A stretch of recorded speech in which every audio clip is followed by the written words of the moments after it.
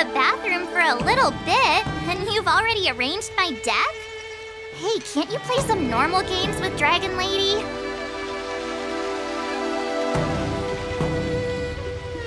Are you amused? Alright, enough playing. It's time to visit my masters. The infirmary is right over there. You can go by yourselves. Oh, come back and visit me when you have time. Next time, let's not play overly realistic make-believe with this doofus, okay? Well, there's not much I could do. General Feixiao didn't really give me any chance to shine during this wolf hunt operation. If I had been in the ring, I could have knocked down 10 Hoolays with just one strike. You sound exactly like Master Yanqing. But for now, both he and Yunli have been forced to go to the Alchemy Commission for some well-needed rest. I'm the least accomplished in swordplay, but I came out unscathed. I really ought to thank my masters for taking all the blows on my behalf.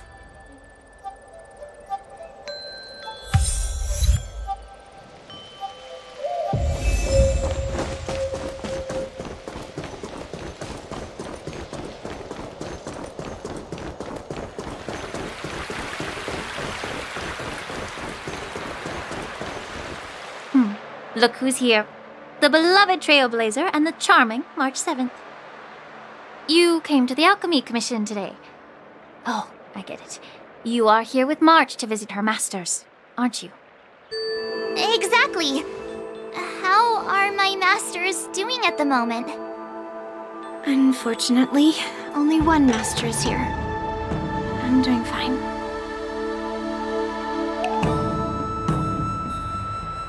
I'm just following the doctor's advice. Miss Bailu said I could take a stroll, so here I am. Your Master Yanqing wasn't as lucky. He's probably still in bed. Considering the intense battle with Hoolay, and then with General Feixiao, the rigorous sparring session with her. His small body couldn't take it anymore. Master Yunli, didn't you also engage in combat? The little babies from the Luocha just don't have the resilience that us kids from the Zhuming have. I heard from Modza about the tough battle against the wolf troopers. You fought alongside Modza. Did you get hurt?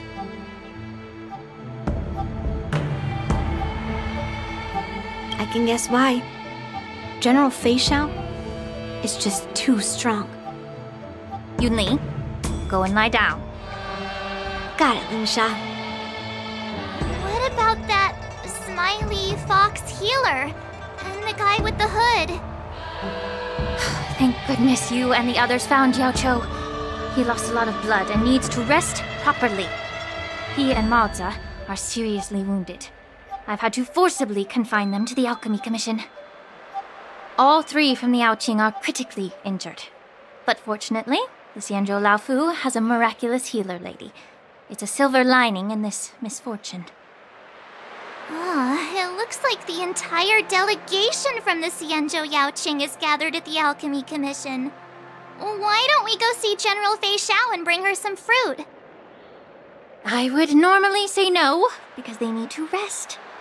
But alas, what can you do when the 2 of them have a leader who is just as restless? General Feixiao just slipped out of the recovery room. She thinks she's so sneaky, but I know everything that happens in the Alchemy Commission. If you're looking to meet her, the luminescent depths might be your best bet. I spotted her heading that way earlier. The sound of those footsteps. They must belong to General Feixiao. Out and about, despite the doctor's orders. What a coincidence. Someone else who refuses to listen to the doctor's orders. Well, being a doctor myself, I don't think my knowledge of my own body is inferior to the Dragon Lady's. The healer does not heal himself. Don't try to act tough in front of me. I'm sorry, Jiaoqiu. I didn't expect you to use poison that way. What a miscalculation. If only I'd found you sooner. If only I hadn't sent you to the shackling prison. The way you're speaking, is this really the Feixiao I know?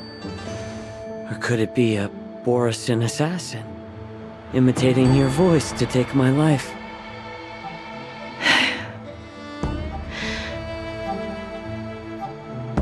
Jiaoqiu, your eyes.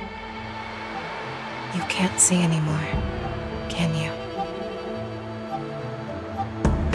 I can still clearly hear the sound of the waves. That's enough for me. Don't blame yourself. You know what I'm more concerned about? Has your body had any changes since you swallowed the Crimson Moon? I'm not sure. There don't appear to be any changes. However, the many doubts that once plagued me have dissipated. I never thought I'd live to hear you discuss your health again. But thanks to Morza and that child, the price I've paid seems trivial compared to what we've achieved.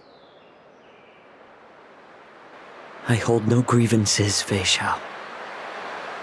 I am content.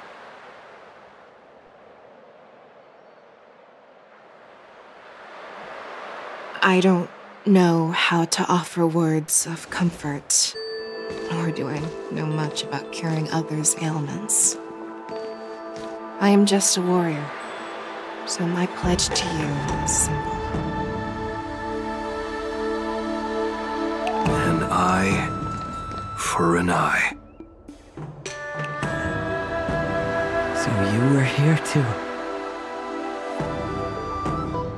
In this vast universe, there's bound to be someone who can heal your eyes. I'll find them. But until then...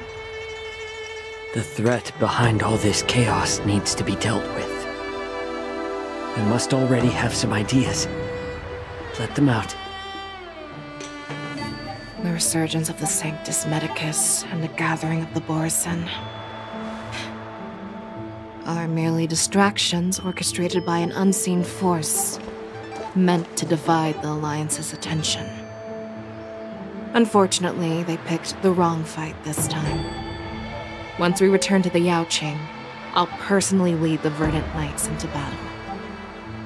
I vow to take down a Lord Ravager and teach the Ruined Legion the true meaning of the hunt.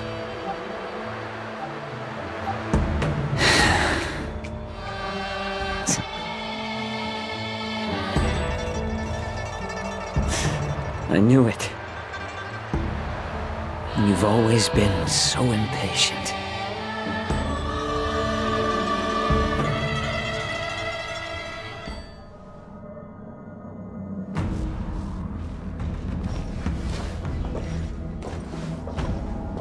I apologize for my tardiness once again. The Alchemy Commission detained me for some time for a health examination. They released me only after ensuring I was in good condition. Oh, General, seeing you safe and sound puts our minds at ease. Hoolay's escape caused significant upheaval and forced the Wardance to be put on hold. A truly unforeseen disaster. Fortunately, the younger generation showed their valor. They bravely tackled the crisis, putting an end to the disaster and providing a glimmer of hope in a dire situation. Before Master Diviner Fu Xuan's departure for the Yutre, I consulted with her about the Wardance. She left a note stating, "The hexagram oscillates between thunder and heaven, a sign of great power," assuring us that we would successfully navigate any challenges. She advised me to trust the younger generation's abilities and let them lead. Her predictions, it appears, have come true. It's just... the Xianzhou Luo Fu's long-standing duty of keeping Hoolay imprisoned ended with his death on the Sky Splitter. This event is likely to bring much criticism from the Alliance's upper ranks. However, Hoolay's demise might actually be a blessing in disguise. Broadcasting this news could derail the Borison's resurgence and quash the ambitions of those who wish to take advantage of his return. Hand over Hoolay's remains to the Xianzhou Yaoqing, and I'll handle the explanations to the Alliance. But what about the Wardance? While the Wolf Hunt mission was a success, the events on the Sky Splitter remain a secret. However, the news of the Borison's attacks on the streets will spread like wildfire. The war dance was interrupted, so it must be reconvened. As for the people who witnessed the attacks, beyond placating them, we also need to show them the Xianzhou Cloud Knight's fearless dedication. On the war dance's opening day, Rogue Borison attempted to stir up panic, but was swiftly neutralized by the Merlin's Claw and the Cloud Knights. A genuine tale of heroism that will captivate and calm the public. As Elder Huayan suggests, the Luofu will do its best to heal the wounded and compensate those who were affected. We aim to reopen the war dance in the coming weeks. This settles the immediate concerns on the Luofu, but my thoughts linger on the orchestrator behind these events. From the onset of the Ambrosial Arbor crisis, the Xianzhou Luofu has experienced numerous disturbances, directly linked to the Lord Ravager Fantelia. Her attempt to infiltrate the Xianzhou with the Borison and sway the Luofu preceptors to join the Sanctus Medicus's insurrection was unsuccessful. But I have a feeling that she is indifferent to the success of her plans. Rather than outright victory, Fantelia's motives seem to lie in breeding discord and chaos among allies. Should the Alliance fail to mend these rifts, it risks disintegrating into a pile of sand. The goal of the Xianzhou Alliance has not changed for thousands of years. Perhaps we should point the weapon in our hand toward this new adversary. I plan to bring this matter before the Marshal following the war dance. With Elder Huayan's insight, one wonders how the Marshal will react. It's clear we're engaged in a game of chess not seen in thousands of Amber eras.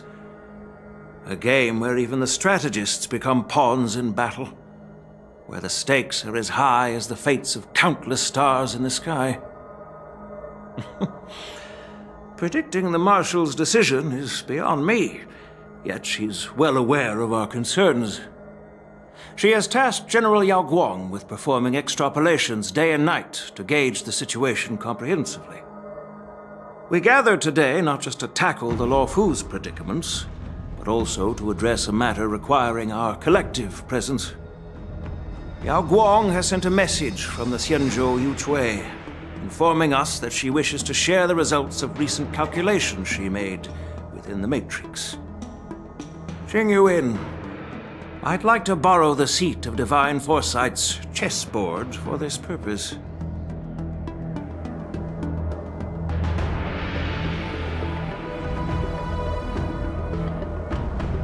Hello, everyone. It's been a long time. Over 3 decades have passed since we last convened. I've dearly missed each of you generals during this time. Was the Seer strategist thinking of us, or thinking of the fates we're destined for?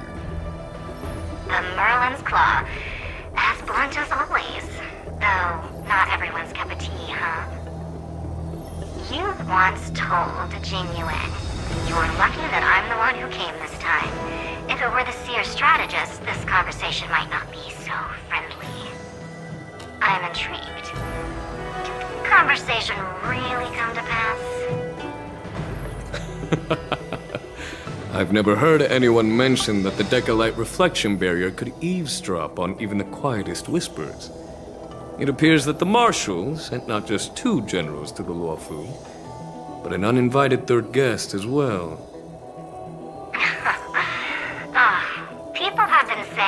Mr. Jingyuan's intellect shines as brightly as the seer strategist's. With the Luofu caught in such strife, the Yuchui couldn't just stand by and watch. Seer strategist, our time with the Yellow Bell is limited. Let's get straight to the point. Alright. Thanks to Mr. Jingyuan, the interrogation of the two prisoners on the Yuchui has concluded. Mr. Jingyuan's speculations were correct. Of the crimes they confessed to, planting a Stellaron on the Luofu was a complete fabrication meant to mislead. Their real aim was to secure a meeting with the Marshal to present their Godslayer protocol, a strategy they firmly believe in. And what was this grand strategy proposed by Jingliu and that traveler? The narrative they painted was vast and difficult to put into words. It all revolves around the coffin of the blonde traveler. To be precise, it's the remnants of the propagation. The remains of the swarm author? More accurately, it's a fragment of the divine body. In the future they depicted, this fragment serves as the final nail, sealing the fate of the plague's author and securing its doom. Before reaching that point, battling the gods necessitates a larger alliance. Hence, they sought out an ally for the Xianzhou. I assume you've all heard of the famed Genius Society member number 81, Ron Mei, haven't you? The Eye of the Yuchui has just seen this uninvited guest arrive on the Xianzhou Luofu. 3, 2, 1. Right on time. Now, as for the best way to receive our distinguished guest, I'll leave that in your capable hands. Do you remember your name? My name is Tingyun. I serve as an ambassador of the Whistling Flames Merchant Guild on the Xianzhou Luofu.